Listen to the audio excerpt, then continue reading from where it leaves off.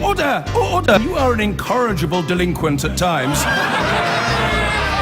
Behave yourself, man!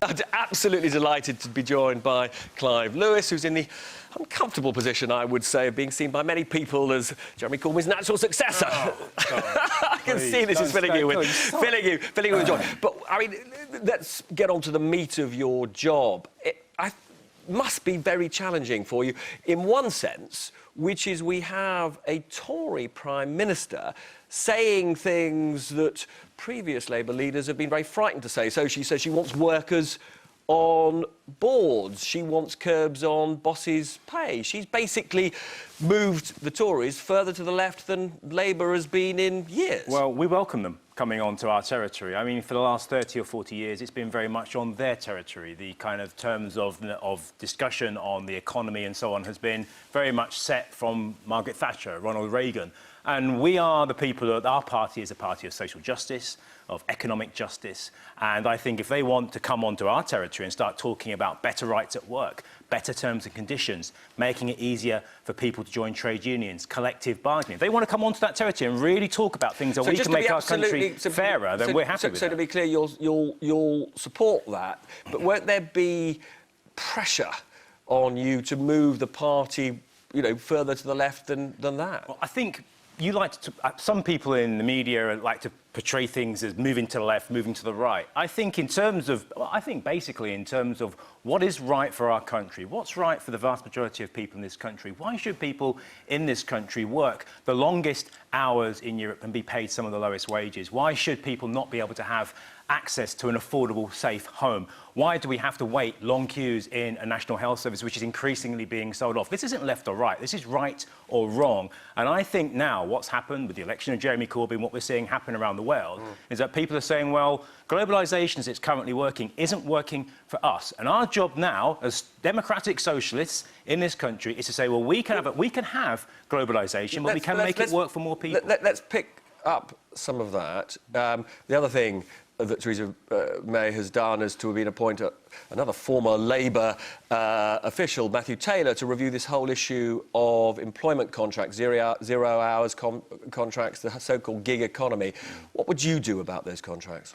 I think what you're seeing with some of the rise of the gig economy, the rise of zero-hour contracts, the rise of Deliveroo and Uber, is you're seeing a number of business models, some of them based on new technology, which unfortunately I don't think are viable as they currently are because they're based on exploiting people. Now, we believe that there are lots of people who want to be self-employed, and we've actually got policies to say, well, if you want to be self-employed, that's brilliant because you can innovate, you can be an entrepreneur, you can create those jobs of tomorrow. 60% of the jobs in this country come from small and medium-sized enterprises. We want to extend the social security wealth that's safety net Would for you those people. ban zero-hours contracts? I think zero-hour contracts could be in effect got rid of.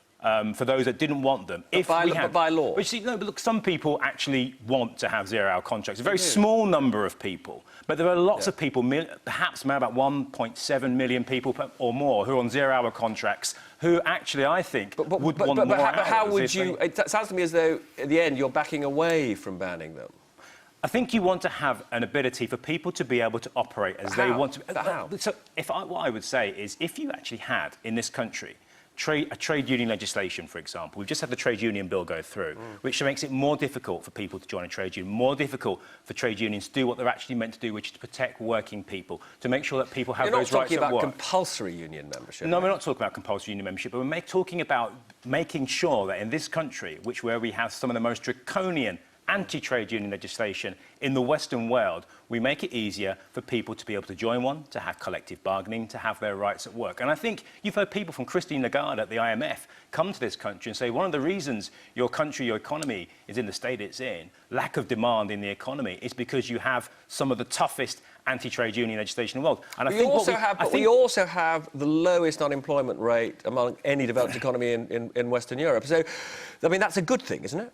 It is, but the quality of those jobs and the ability. And you look at still work though, and it must be better than 11–12% unemployment across the channel. But in work, poverty is at its highest level. We know that between, and I keep coming up with facts here, but we need to facts. I know, in the post-truth period, but we need to talk about this. We know that in the last 5 or 6 years, 1 in 3 people in this country have experienced poverty. 1 in 3 people have experienced poverty in this country, and many of them are in work. So yes, work is good, but work should pay. And I think that's really important. You know, couple of other reasonably, important points, but if we could be fairly brief. On NATO, in your previous job, you're a staunch supporter of NATO, and particularly the commitment of NATO members to help each other out in a crisis. We have an American president who doesn't seem committed in that way, and we have a Labour leader who doesn't seem to share that commitment. That's a worry, isn't it?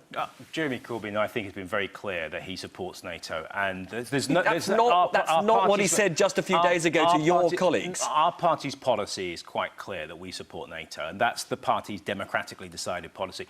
Jeremy Corbyn, as a Prime Minister, would have no hesitation in going to the rescue, for example, of a Baltic state that was threatened. I think what Jeremy Corbyn was talking about when he was talking about the so-called tripwire and so on, he was talking about de-escalating, trying to de-escalate the tension on that border. I don't think that's a silly thing. I think that's a sensible thing. If you can de-escalate, you do not doubt his commitment to NATO. I don't doubt his commitment to our part in NATO. Now, I will say, though, is that I believe that NATO was founded on social democratic principles. If you look at its founding charter, very much in terms of liberty, in terms of justice, in terms of democracy.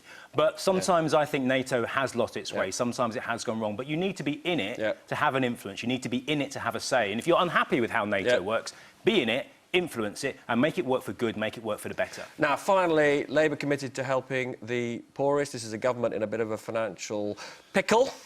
£369 to modernise the palace. Money well spent? Sorry, I didn't quite get that. £369 million of taxpayers' money being spent on Buckingham Palace. Well, good use of taxpayers' money? I think it's good to see, if the government does spend this, it'll be good to see the government spend some money on capital investment. It's not been spending enough. However, on Buckingham Palace, look, I think there are lots of priorities. Should the Queen be paying for this? I think there are lots of priorities out there for our country. I wouldn't have said personally that Buckingham Palace was my highest priority. If the government do that, if they decide to do that, I think the Queen could contribute a little bit towards that. I think she could contribute quite a bit towards that. She's one of the wealthiest people in the country. Why not? Clive Lewis, many thanks. Well, now Labour is holding its National Policy Forum in Loughborough this weekend. And with a new poll showing that more than twice as many people trust Theresa May and the Chancellor Philip Hammond to run the economy than Jeremy Corbyn and John McDonnell, they'll be thinking hard about their economic policy. Well, I'm joined now from Loughborough by Debbie Abrahams, the Shadow Work and Pensions Secretary. And a very good morning to you, Debbie Abrahams. Well, with that perception about your top team there on the economy, the spending commitments you're making within the department you shadow, that's not going to change it, is it? Well, it's about choices, and what we are most concerned about is that people on low or middle income are bearing the brunt of the cuts that this government has introduced, and it's going to get worse. As we've heard, the Chancellor himself saying that there's a £100 billion black hole, and this is largely because of the economy, which is bumbling along the bottom for the last 6 years, and it has been exacerbated by Brexit, unfortunately. OK, well, let's talk about the choices, because, you know, as I mentioned, the spending commitments from the department you shadow: disability payments, universal credit, women's pension credits, just 3 of the commitments you've made in the last little while. Have you totalled up how much extra Labour would spend in this department than this government? Well, first of all, to say again, this is about choices. We do not think it is right that the top earners are having tax breaks, and people on the lowest incomes, in particular, you've mentioned disabled people, and that's a cost of about £640 million to 2020. And we don't think that it's right that, again, disabled people who are twice as likely to live in poverty because of their condition or their disability, we don't think that they should be bearing the brunt of the cut, nor should working people who are on wage. This government has presided over a low-pay, insecure labour market, and we want to do something about that. But to give people choices, they need the facts, of course, don't they? And, you know, it's just that, those facts we're asking for here. what would the total extra spend be within a DWP controlled by the Labour Party, and how much would you get from, you mentioned the tax rises, from putting up the additional rate to 50 pence and from putting up corporation tax? Would that cover it, or would you borrow more? It's a simple question people will want to know the answer to. Absolutely, and that's only fair. What we have said is that as the Resolution Foundation, an independent think tank, their research has shown that there are alternatives. We've seen, for example, the cut in corporation tax, which is about 8 billion rather to 2020. It is already one of the lowest corporation taxes in the world, and this shouldn't be at the expense of people who are really, really struggling. So I mentioned 640 million around the ESA RAG. UC component is about 2 billion. There are choices, and we say that they are making the wrong choices. And as I say, the people on the lowest income, people who are really struggling, are bearing the brunt of this. But even on your own figures, you haven't even got anywhere close to closing the gap there, 600 million or so versus 2 billion, and that was just on universal credit. When you talk about the disability payments that I mentioned there, and indeed I know you're very concerned about the way women are being affected by the pensions changes. You want to mitigate that. Have you added that in? Yes, we have all of our commitments, and what we're saying is the government has the choice. At the risk of repeating myself, Dermot, these are very clear choices. Inequality in this country is getting worse. We've seen boardroom pay increase by 50%, where the average income of a worker has only increased by about 2% in real terms. This is not the Britain that we want. We want to do things differently. We have fully costed plans, and as I say, it's about making sure that people and businesses bear the brunt of the cuts, not people on low income, low pay and the disabled. And I mentioned that poll about John McDonnell and Jeremy Corbyn. Do you think, though, and I've been talking, you may have listened to, about the anti-establishment, anti-elitist mood and how it might sweep into France, do you think it could have a benefit for people like Jeremy Corbyn and John McDonnell, that they could represent more effectively people who feel left behind? I think we're seeing that influence already, and you're absolutely right to refer to it. Politicians and politics have borne a bad amount of press, I have to say, and understandably. I'm a new MP, but I understand exactly how people have felt about this. But we need to change. We need to make sure that we're more in touch with our communities, and we need to be ensured that we're able to share power, which hasn't happened in the past. I think there's been this disconnect, this remoteness that we really do need to address. And on that remoteness, and about elites, and about money as well, as we've been discussing, do you think it's worth spending £369 million on refurbishing Buckingham Palace? I think there is a balance, isn't there? I mean, first of all, you know, I run past Buckingham Palace most days, and the tourists that it attracts, you know, you can't discount that.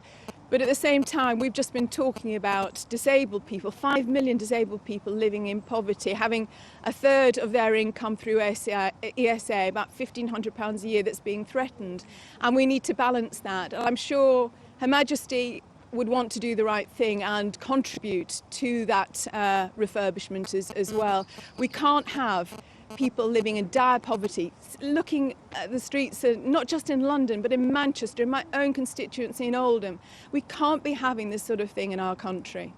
And do you think Her Majesty would be right to meet President Trump when he becomes so? I'm not sure if you did, but I know many in the Labour Party thought he should be banned from the UK for comments he's made about Muslims and women, amongst other things. He will be the elected head of state of the United States of America, and we need to respect that. So it would be only right that she does, as head of state of this country, also meet with him. His comments are entirely regrettable, and as a leader, not just of his country, but also in the world, he needs to make sure that he moderates his language, which I think we're seeing a slightly different tone over the last few days, aren't we? OK, Debbie Abrahams, good to talk to you. Thank you very much indeed. Shadow Work and Pensions Secretary there. Thank you.